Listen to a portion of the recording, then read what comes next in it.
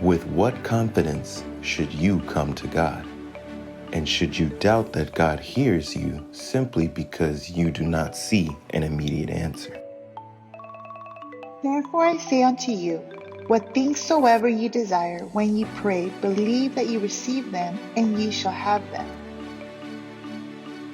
But let him ask in faith, nothing wavering. For he that wavereth is like a wave of the sea, driven with the wind and tossed. Wow.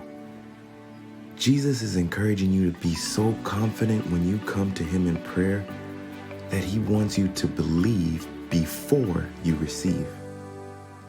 Look at the verse carefully. When ye pray, believe that ye receive, and ye shall have. Now you may not immediately receive. You may have to wait. Don't be discouraged. Look at this as a way to strengthen your faith.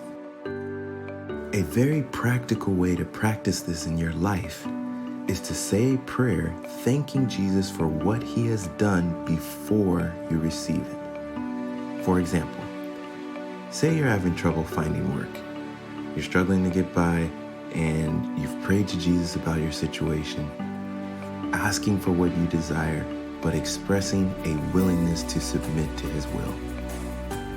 When you pray and talk to him, thank him for taking care of the situation before you see it resolved. And when doubt tries to creep in and your faith starts to waver, say it out loud as well. Thank you, Lord Jesus, for taking care of this situation. See how it affects your faith and confidence in your Lord and Savior.